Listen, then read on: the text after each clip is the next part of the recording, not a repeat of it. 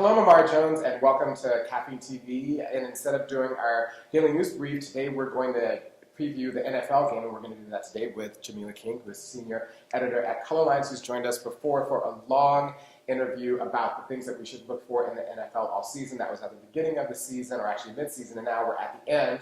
So we're going to talk about the game with her and all that's going on there, and then come up to speed on a lot of these issues. So thanks for joining us. Thank you for having me. Jamilah, happy to have you back.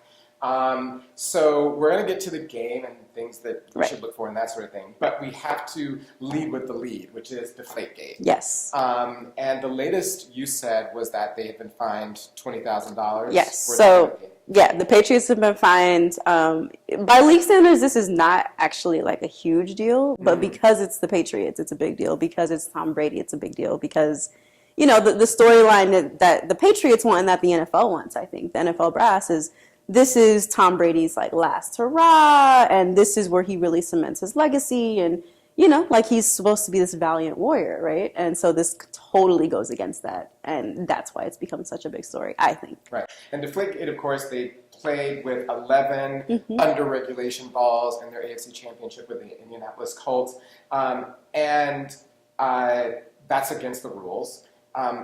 And the idea here is that Tom Brady, the quarterback, who is sort of the keeper of the team balls, as it were. Every time I say that, I want to burst out laughing. In any event, he is the keeper of the team balls, 12 of them. And there's no way that the regulation weight would have been changed without his input, right? Right. I mean, it's just crazy because never in my life, and I don't think you could talk to anybody where this has been an issue. Like never before have we ever thought about how deflated or inflated NFL balls are. Or the fact that each team comes with their own balls. Right. Like I had no idea how this works. Bill Belichick in his interview to the press, I think it was on Thursday, he got up and he was just like, I have never paid attention to this in my life. You know, like I am worried about a million details, but this is not one of them. Right. But, you know, I also think that the subtext that's playing here, along with Tom Brady, is the Aaron Hernandez trial, which is coming up. And Aaron Hernandez is the Latino sort of local kid who is a former Patriot star, was really instrumental in their last championship, who will be on trial for murder in about 2 weeks.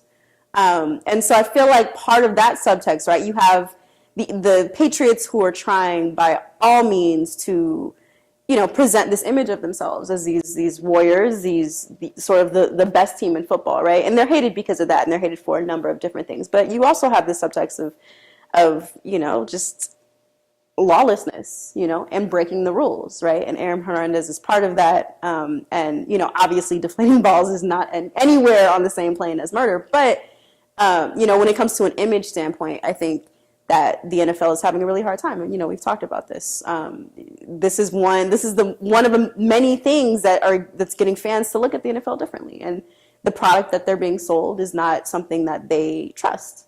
And that's a huge marketing problem, right? That's a huge problem, and it's a very simple capitalist problem, right? Like you cannot trust this product, and this product is no good. And so we're not going to buy it anymore. Right. And over the last year, there's suspicion about whether or not there's any part of the league that is trustworthy or without taint, right? So there are issues around players, and then there are issues around management, and then there are issues in the front office. Like where is integrity in the NFL at all, in the league? That's the question. That's a huge question. I think it's an important one, and I think it's really interesting because you look at where the NFL is, and I feel like the NFL today is where the NBA was maybe 10 or 15 years ago. Meaning, you know, back when Ron Artest was with, I think, was the Pacers and I forget, when he went into the stands of the Pistons and started fight. You know, you had this subtext of thugs, right? Of mean black thugs against white fans, and you know, you can't trust an Allen Iverson, you can't trust, you know, like any number of players in the NBA. And the NBA really went through a huge image transformation in that time. And a lot of it was, you know, they imposed a dress policy. And, you know, that when it came out was really controversial and really, you know, a lot of players stood up against it. But, you know, now you have like LeBron James on the cover of GQ in a suit. Right. You know, so I think it's really complicated in that way.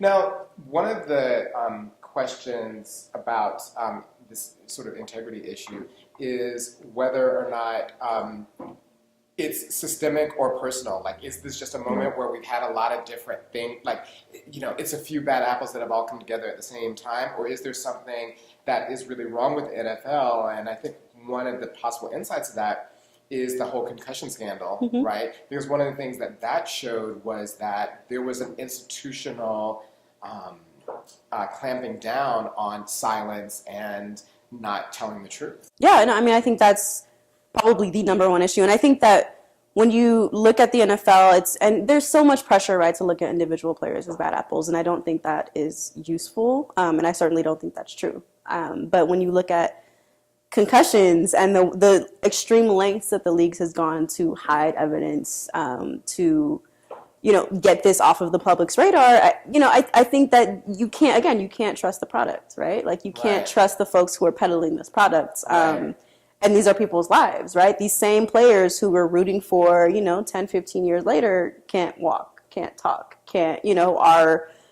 becoming increasingly violent with their family members, right? And then you look at it and it's like, oh, well, is that because they've sustained so much head trauma that they can't control their emotions? That's right. And I think that that's really, really dangerous, and I really wish that were more part of the conversation, but it hasn't been. It's really interesting the extent to which that hasn't been part of the conversation this year in the NFL. I'd expect more. Well, one of the things is that it's a business, right? And it's a huge business. It's probably the biggest business in the U.S., right? Like, it's interesting because I think of when you talk about individual players, right? There's a whole Marshawn Lynch drama, and just who he is as a person. He is not here for anybody's corporate whatever, right? He's this Oakland boy. He does not give interviews. He grabs his crotch every time he scores like, he's been fined repeatedly, and he does not care. And, the league is really, really trying to come down on him, and folks are in his corner, and they're like, fuck you, you can't, this is a man who is a phenomenal player. And he doesn't buy into the whole league, like, I'm going to, go by these standards that the league have set out. He kind of marches to the beat of his own drum, and that's why he's a league favorite. Right. Well, the league are hypocrites in this, right? Because it's the whole thing that you have to show a certain outside behavior. But, you can knock your girlfriend out, and, you can do all of these other things. Right. Beat your kid. There are a lot of things that you can be a serial rapist, as is the case of the man accused as a former New Orleans player, accused of raping and drugging and raping several women over the course of, I think it was like a 2-month span. And he was this upstanding player in the league, right? Like, he was getting endorsements. He was sort of the face of the league. He was speaking out against domestic violence. And so you never quite know what's going on in people's private lives, obviously. But when you have players, individuals being sold as products, I think inevitably you're going to be disappointed. Right. And I remember in the concussion scandal that one of the things that concerns the league and why they're obsessed about maintaining a certain public image, even though it may be not what's going on in the inside, is in the Frontline concussion scandal documentary, which everybody should look at. One of the things that they said is that one of the reasons why they wanted to keep it a secret is that if just 10% of mothers decided not to let their kids play football, that professional football was over. Right. That they needed to have this massive pipeline of people to get to the type of star that then has this game that people are drawn to. And the minute you mess with that pool, the talent is thrown off and football collapses, or at least that's their obsession. And I thought that was fascinating. I mean, it's really fascinating because you think about the investment that you need in playing football, right? Like, you need to find a football team. Even if you want to play Pop Warner football, there's money for the equipment. So it's a massive, massive investment that individual families have to make. Right. And then you get news that, wait a minute, my child may suffer really significant brain damage if they continue. Right. It definitely makes people think twice, right? And then there are also people who come out and been real and been like, you know what, like, I come from a working class background. I would do it all over again because there's so few opportunities for black men to achieve the type of financial security that NFL players have, that, they're willing to literally sacrifice their lives to be able to maintain that. And, some, not all, right? Right, exactly. Yeah, some. Well, I guess it looks, from what you just says, Bill Cosby's not the only one who engages in a certain type of behavior, allegedly. Allegedly. So let's turn to the game itself. Yes. So there's the matchup between the Seattle Seahawks, who won last year, the Super Bowl, who are advanced this year in a clincher championship, and then against the Patriots, who, I don't know, may have cheated. Right. So handicap that. So, I mean, I think going into the game, I think Seattle has a ton of momentum. Wow. The type of game that they played against the Green Bay Packers was phenomenal. They showed more heart than I think any team has all season. And, you know, basically playing so poorly, Russell Wilson had thrown 4 interceptions. Like, they played so badly. And then to come back, right, to have their defense keep them in a position to be able to come back was phenomenal. And that it was just grit that pulled them out. That was grit. You know, that was grit and execution. And I think that's really, really important. And then, of course, you know, like Bill Belichick of the New England Patriots is very clear that he tries to keep his team away from distractions, but Deflategate is a huge distraction. You know, like it's the biggest distraction that we can think of going into a Super Bowl game. Because it's been the story all week. It hasn't been about the teams or any of that other stuff that they want, all those like glossy stories they want to tell in the run-up. It's been scandalous. There's no discussion of anything else, of players' preparation or anything else. And so I think it's going to be a huge challenge for the New England Patriots to actually go on the field and play this game and sort of forget about this idea of them as cheaters, right? But, you know, they're professionals, I'm sure. It's going to be a phenomenal game, right? Like, it's going to be a really, really good game. You have Tom Brady, who is sort of like, you know, the greatest quarterback of his generation against Russell Wilson, who's arguably the greatest quarterback of his generation, right? And so you have the generational matchup, which I think is super, super interesting. There's also sort of a lot of race storylines there, too. You know, Russell Wilson being this black man who maybe is an unconventional black man by the NFL standards, right? He's kind of like this very kind of, you know, like polished middle-class black man, but nonetheless he's black. And then he's a very mobile quarterback. He represents this new school of quarterbacking. And then you have Tom Brady, who's this clean-cut, all-American, you know, white guy who has been the face of the league for 12 years. And so I think that alone is making it really interesting. The face of the league, and then with a possible taint. With a possible taint, and you can't get away from that. You know, Tom Brady, you think about it, right? Like, he's played in, I think now 5 or 6 Super Bowls. That's incredible, right? Like, he's won 2 or 3 of them, and I think that's incredible. But, you know, the public, you know, it's hard to like him. It's hard to like the Patriots. It's even as someone who I'm not I live in New York, but I'm not necessarily a New York sports fan. Right. But there's a lot of animosity, I think, just generally because of the Patriots' history, because of Bill Belichick's really sort of, you know, like cantankerous sort of outlook on things, and he doesn't give interviews, and he's really grumpy. And even in his interview last week, he was talking about how, you know, he tries to make practice the most unenjoyable part of the game for his players, so that, you know, they will want to, if they complain about ball pressure in practice, then he'll give them a worse ball because like he wants to make that a least enjoyable thing. So, you know, it's hard to like them. It's hard to like the Patriots, but, you know, you can't knock what they've done. Like, they've done some really, really great things. I think it's going to be really hard for them to get past Seattle's defense, though. So in the end, it's going to come down to that. I think it's going to come down to that.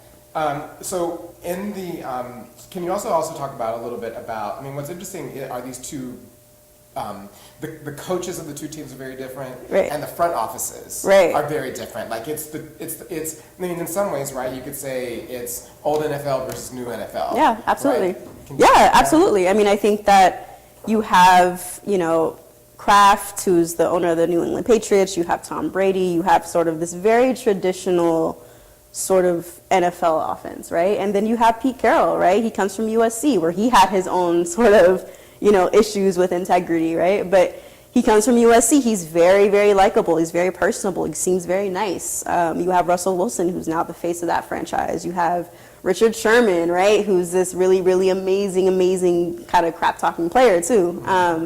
And so I think that storyline is really interesting because you do have this place where the NFL can go, right? Like, can it embrace black athletes who are, you know, incredible athletes and not knock the fact that they're running quarterbacks, right? Can running quarterbacks win championships? Yes. And that has often been conflated with, okay, all black quarterbacks are going to run. There's no traditional black pocket passer like a Peyton Manning or a Tom Brady. But, you know, I think Russell Wilson is an incredibly athletic person. And I think that that's going to really be on display on, you know, Super Bowl Sunday. And I think that it's going to be interesting to see where the league goes from here. If Seattle does win, it'll be interesting to see how it's built, right? Like, this Seattle team is led by its defense, and Russell Wilson kind of fits in nicely there, but he's not the leader of it necessarily.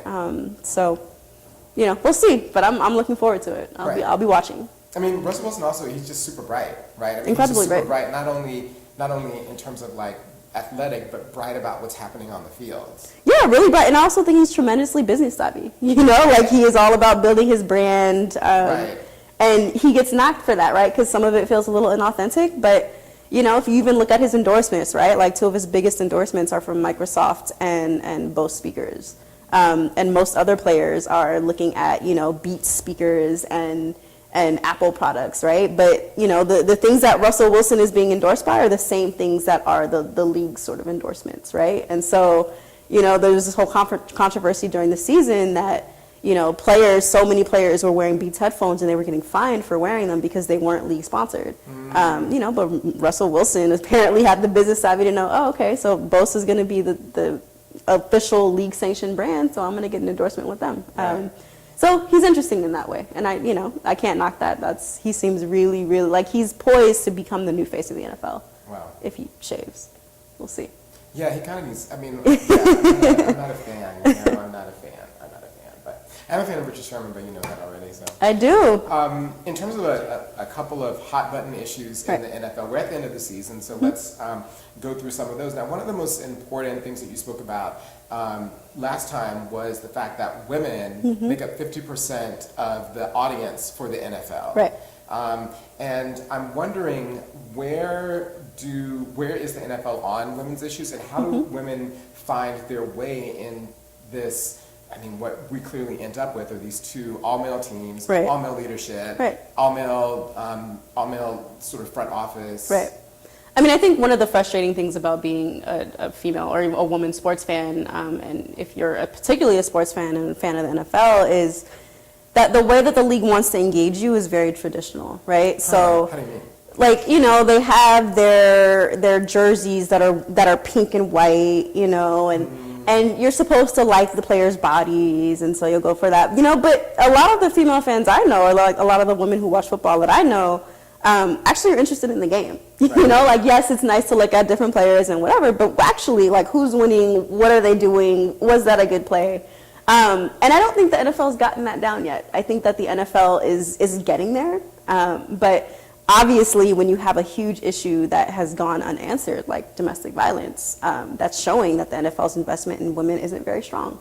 And, I think that when you start to actually, like, look at the value of women, not just as consumers, but as an integral part of our cultural fabric, right? Who will, like, drive this game, whatever it will be in the future, right? This game needs to diversify, frankly, for it to be meaningful in the future. You need to have a more multiracial lineup of folks. You need to be able to have out and loud queer people in the league. You need to be able to have people who are authentically themselves instead of having this very clean cut sort of old boy league. More women in the leadership. Like, right. I mean, there's no reason why women can't be executives at the NFL. Absolutely. Right? Like, right.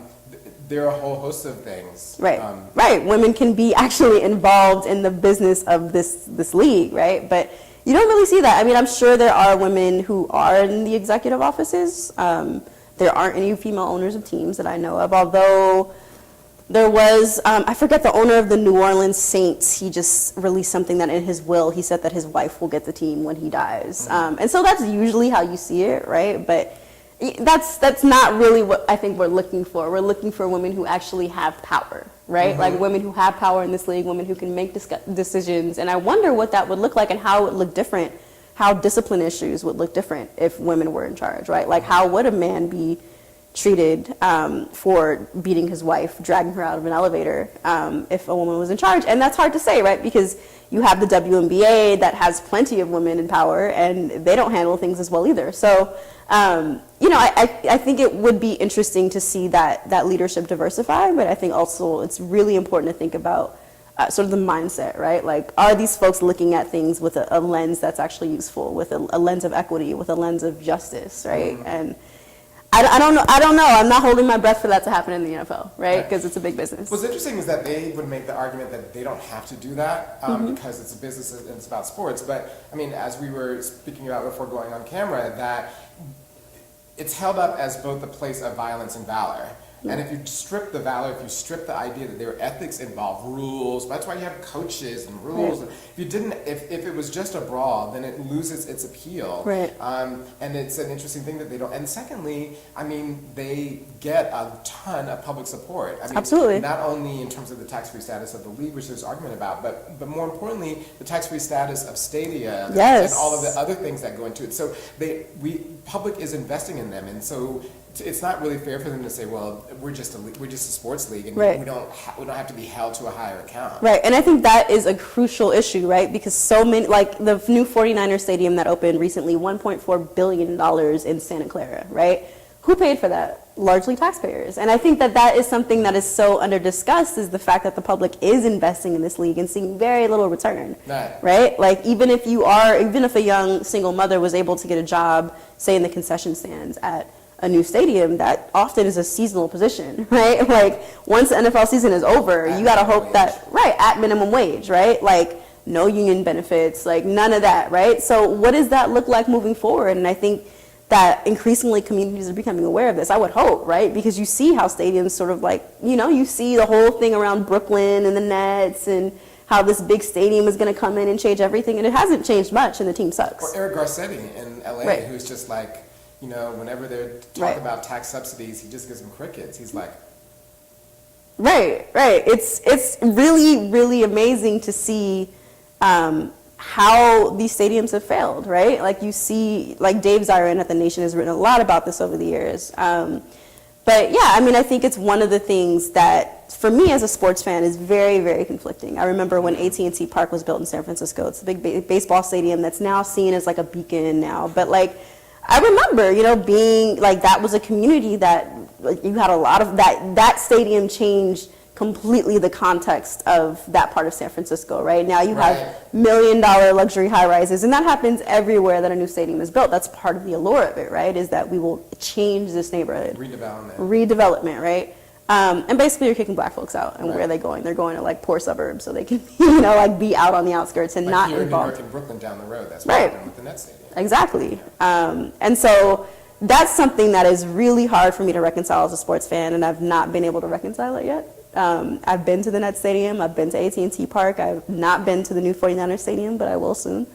And it's heartbreaking. It's heartbreaking to see the way that these stadiums have become symbols of gentrification, have become mechanisms of gentrification, and how players in league, like they're not taking. I would love for a player to come out and say, you know what, like my family is from XYZ city, and I'm playing in this stadium and this sucks, right? Like this is what this means. But, ultimately you see how powerless players are in that respect, because they don't, like, you could say that and, your owner doesn't give a fuck what you say. Like, they're just going to keep moving, right? So, but I would still love for somebody to say that. I would love for Marshawn Lynch to say, like, I am from East Oakland. This is what this means.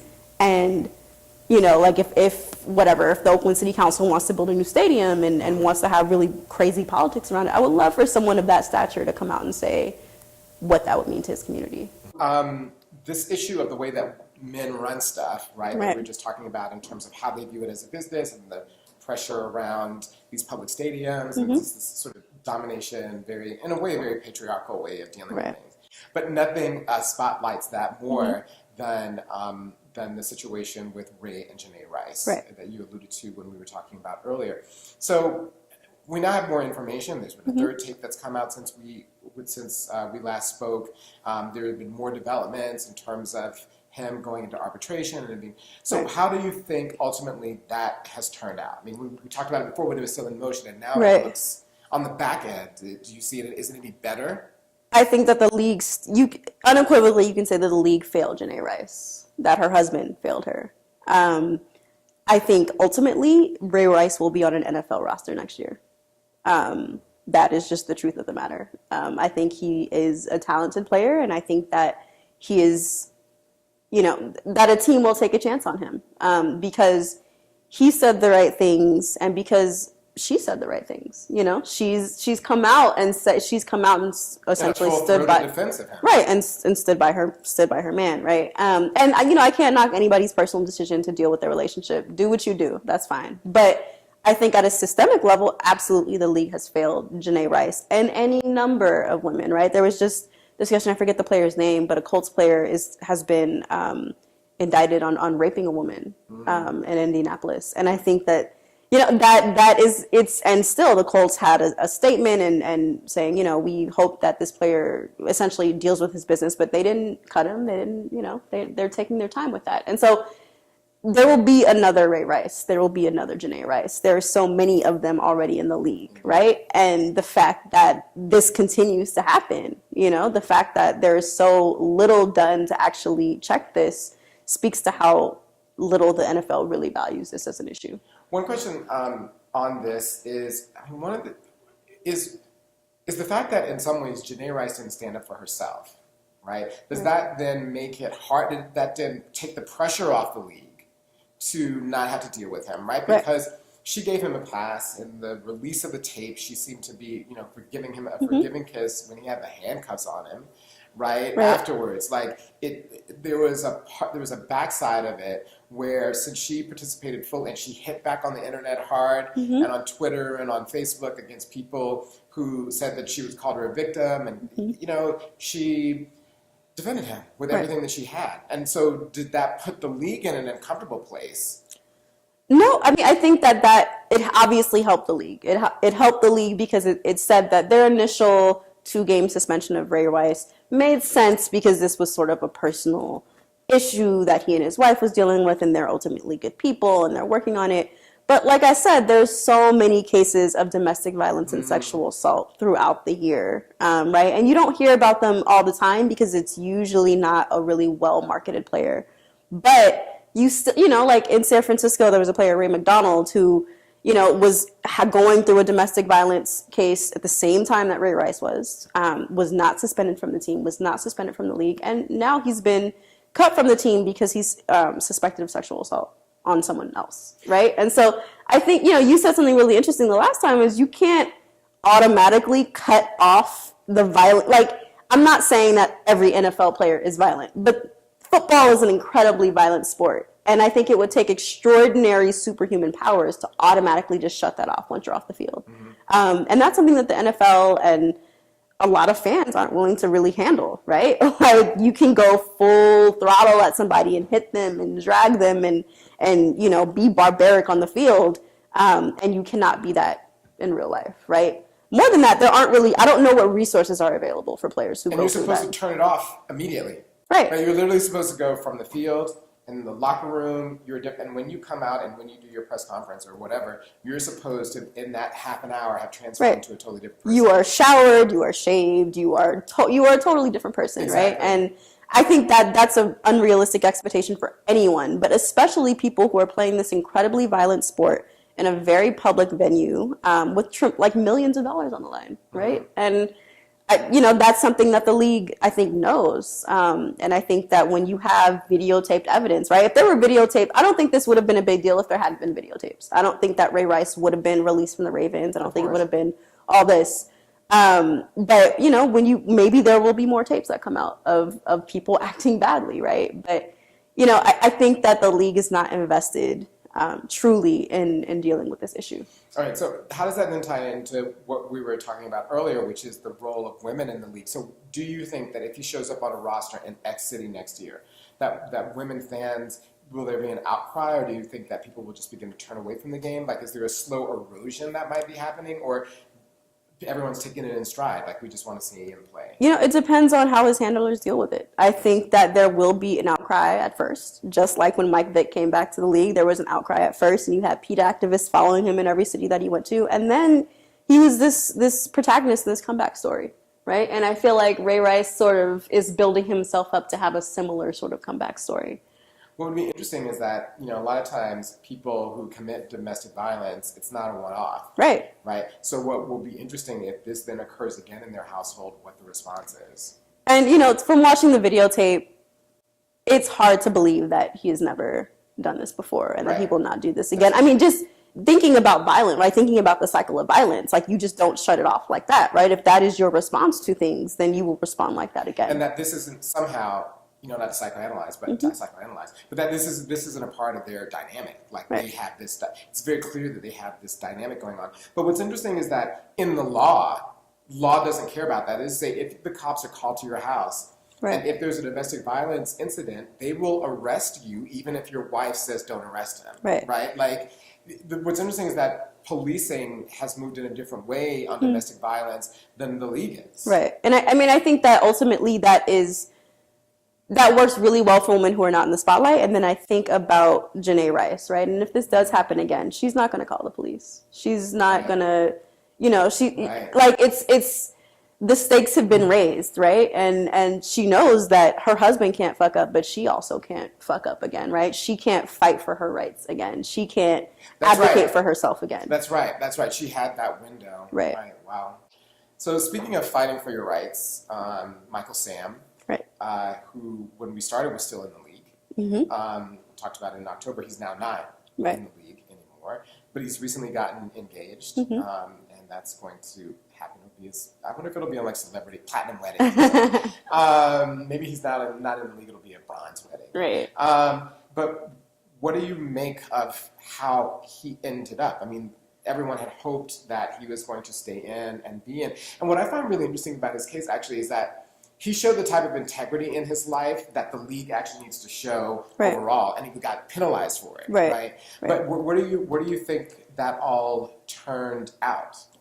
Or how do you think it turned out? Well, first off, I mean, congratulations to Michael Sam. I think it's wonderful that he's engaged. They're super cute. I think that I often compare him to, in an unfair way probably, to Brittany Griner of the WNBA, who is an out proud lesbian who recently got married to another WNBA player. And she has that freedom, right? Because the WNBA kind of works by different rules, and the different rules are sort of passed upon by society, right? Like it's easier in a sense for a masculine presenting woman to be out about her sexuality in a corporate space than it is for a black gay man. Right. I think that, we need more Michael Sams in the league. I think that what he has done has created history, right? And I think that we will get to the place where we do have an openly gay player in the NFL playing every Sunday. I wanted Michael Sam to be that person, and he's not so far. And it really breaks my heart that he's not, right? And he's not that for all the wrong reasons. Do you speculate that? Do you agree with his assessment that if I had not come out, I would have been playing football? Absolutely. I think that a lot of the ways that I heard it being talked about secondhand was, like he comes with a lot of baggage, right? Or he's out for himself, right? And the whole idea of an NFL team is that you have to be family with your boys and the locker room and the team, and you don't do stuff for yourself. You don't act selfishly. Well, right? Russell Wilson was it when he was cutting those side deals. Right. You know what I mean? Right. But, I think that Michael Sam, I think he was planning to do sort of a reality TV thing, and then players got on for that. And so I think internally he has this reputation as someone who is out for himself, right? Even though it's a double standard, right? Because there's so many players who do this, and they just have this thing, you're doing that gay shit. Like, you do that on your own, but that doesn't involve the team, right? And so people are ready for a gay player. They aren't ready for the LGBT movement to be part of the NFL, right? They're not ready to have this actually be a conversation, right? As long as you keep it on the low, as long as you act like a straight man, you're fine, right? But the minute that you try and test us and actually like make this about something more than yourself, then that's a problem. Right, and what's interesting is that I think Deion Sanders has said, he always read Queer to Me, but in any event, what Deion Sanders said is that consistently there's not been a year or a team that he has played on, that he played on his entire career, that there wasn't someone that was gay and that everybody on the team knew about it. Right. Which is crazy to me, right? I mean, it's like, duh, of course. Like, you have all these men, and just by the numbers, like, yes, there are going to be queer people or someone along the spectrum of queerness on your team. Right. But again, right, like, you can do that, right? But you can't take pictures on Instagram with your fiance, right? Like, you can't be on Oprah or, like, go on OWN and start talking about your history. It's interesting because BuzzFeed had a really fascinating story about Michael Sam's father. Did you read that? Well, yeah, I read about him. I read about the dad and that relationship. And it's so fraught, right? Crazy. So, but then again, it's so recognizable, right? So many black queer people have fraught relationships with their families. Empire. Right. Jamal and Right. and his dad. Right. And like that's what we need to be talking about, right? Because that's real, right? And I thought that that was really important that that be out there. But again, because we don't want to talk about what it means to be a black gay man, right? We're fine with, oh, he's gay, that's fine, but we don't want to talk about what that means. We don't want to talk about all the complex stuff that comes up around that. And I think that's a shame, right? Because I think that's the exact type of thing that would bring more people into the league, that would make people have more of an investment. Right, and not only more people into the league in terms of like LGBT people, but that the league has integrity. Right. That actually stands behind people that are who they say they are and how they present. That there's Exactly. not this constant desire to hide and to obfuscate and to do the smoke and mirrors where we're selling you one image, but on the back end, we don't really give a shit. Right. They're not about complexity at all, right? And I think that increasingly you have a culture that is, right? Where we have a culture that is about all the different shades of what one person is. One person can be a lot more than just who they appear to be, right? And the NFL hasn't quite caught up to that. The NFL, of all the professional leagues, I think maybe baseball and hockey are a little back there. But, you know, compared to the NBA, I think the NFL is still very much behind in terms of recognizing people's individuality. Right, because in the NBA, they did the opposite. They circled the wagons, you know, and we're like, the league is behind, like, LGBT, and really did a whole thing in preparing them and being like, you know. And you had Jason Collins actually finish his career on an NBA roster. With the support of the NBA, right. You know, and how they sent out a note and sent out a message really clearly to all the teams and players in the league, and they were like, we're not, no one's going to say anything homophobic, we're not doing that, and it'll be fine, like, we're going to deal with it. It's a totally different institutional culture. Right, it's a very different culture. And, you know, for fans, like, I hope that it changes. I hope that, but I think it's going to take a really drastic something for it to change. And I don't know what that is. And I don't know when it's going to come. And, you know, we may be looking at the slow decline of the NFL as a cultural institution in the United States, right? Like it may forgot about that. And that's dangerous, right? Because they're trying to expand. They have this whole like manifest destiny, you know, we want teams in 4 different European cities and all this. And, you know, that I don't know that, you know, we need to be exporting this another brand of American exceptionalism. But that culture also doesn't translate to European. Like, you're not going to be able to have exclusive macho culture that is hostile to women and hostile to LGBT people, and that just is generally kind of gives the middle finger gets credence for doing that. Right. I don't think it's going to play in Europe. It's not going to work, and I think they're going to find out the hard way, you know? And I think that will hopefully be the chance where they have to make that turnaround, but who knows, you know? I think that there is I can't remember I did read a poll and I don't remember the stat recently, but I think it's about if you look at people who are under 25 versus over 25 in their interest in football, it's like a 50% difference. Yeah. That there is a huge already shift in terms of the way that the future, and that the future's right around the corner. 5-10 years, those are the people you need to be buying tickets. I mean, and I think that when you look at, you know, even college football, right, and the conversation there is, oh, college football, like, you know, is this place of unchecked sexual assault and like all, you know, and I think that I think that the league doesn't understand that those same college women, right, the same woman who was accusing, for instance, Jameis Wilson of rape, is the same woman who you need to actually be trying to court as a fan, right? And so that's a fan that you lost, right? Like, just from a pure business perspective, if you don't acknowledge her existence as a human being, and if you don't actually institutionally create a structure so that she can be taken seriously and find accountability, then, you know, that's going to lead to a breakdown. And, you know, we'll see when the draft comes in terms of, you know, if a player like Jameis Wilson is able to get drafted and is able to get drafted highly and is able to actually perform on the football field, and we'll see what the league does with that. But, you know, you have a lot of people rooting against him. And I think that speaks to the enormous cultural weight that people put on just fairness and equality, right? So Michael Sam, you think is done? He's finished with that in football? I think as a player, yes. In American football. In American football, yes. There could be a future for him in the Canadian Football League, maybe elsewhere in Europe, or somewhere in Europe. But, you know, and he may wind up taking a front office gig or something like that, or becoming a really important part of maybe like an initiative that the league has. But as a player, I don't think the support is there. And so then for anyone else who's in the league, maybe the seismic shift needs that someone who is of major stature. Right. Tom Brady comes out. Right. Yeah. Like that has to. I think that's exactly what needs to happen, because you saw Jason Collins, right, come out, and he had been like a 13-year veteran, right? And so he'd already established his reputation. He already had a lot of respect amongst his peers. Right. And so I absolutely do think that there needs to be a player who is already in the league, already an established player, who comes out and says, and is a star, and says, "This is who I am." Right. What are you going to do? Right.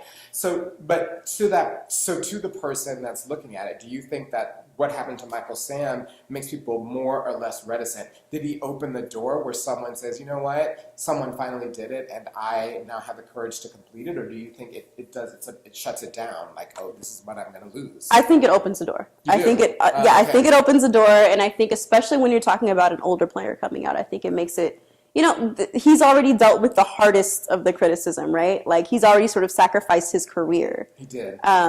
To be who he is. And so I think in that way, I don't think that the league can afford to have that happen again. And as a society, I don't think that we can afford to have that happen again, right? Like, I think that once you have an established player come out and say this is who I am, this is who I've been, you've been buying my jersey, you've been coming to the games, and this is who I am, right? I think that you'll have a sort of different reaction, right? Because it's not someone who's clawing for respect. It's not someone who's entering the league and has to prove so much already. So, well, it's time for people to wake up on that. But it's really, a really hopeful place to end in terms of the conversation about Michael Sam, that you believe that he actually helped to open the door. I do. And it's so interesting, right?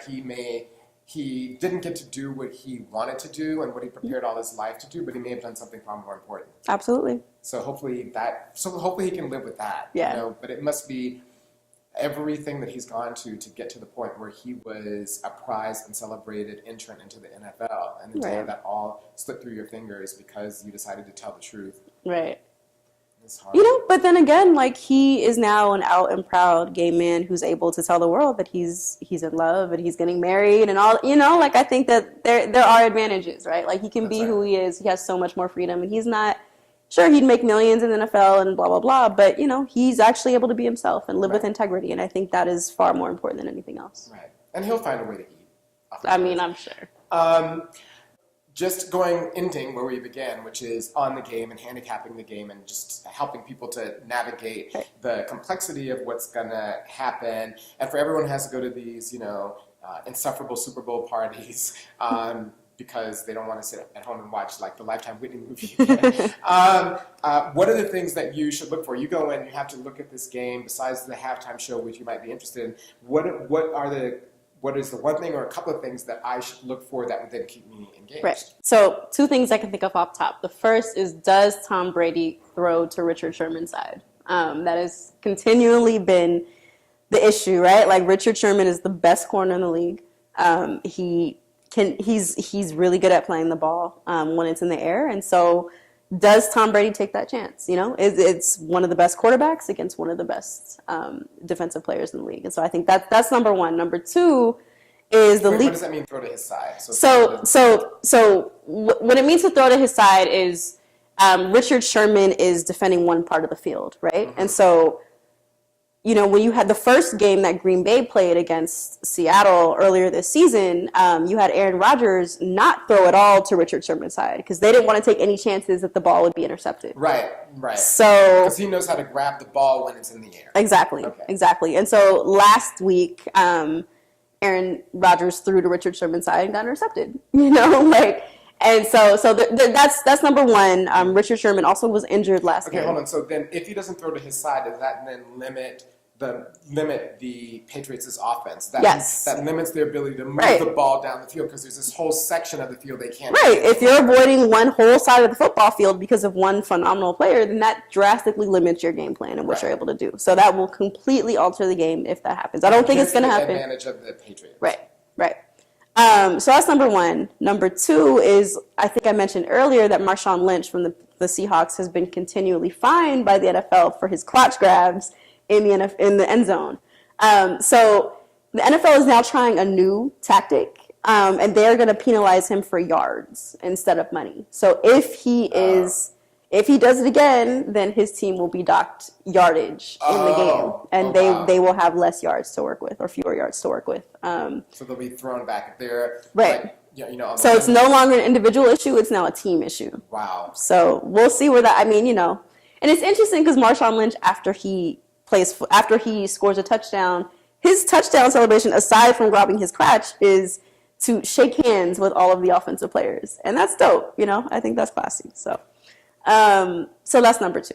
So you're sitting there and just watch for if somebody grabs the crotch. Whether that's watch for the crotch grabs. Watch for the crotch grabs. Watch for that is what you need to watch for. Right. Yes. And yeah, it'll be an interesting game. It right? will. You think it's going to be? I think it's going to be a great game. Right, and you think it's going to go right down to the wire? We're not going to. I hope it's not going to be like a Colts Patriots blowout. It's going to be hard to top what happened a couple weeks ago in Seattle, but I think it will be a really, really good game. Yeah. Well, thank you so much for joining us. Thank you for having me. joining us, and hopefully this helps everybody get through their football, NFL Super Bowl week and the day. Great. All right, thank you. Thank you.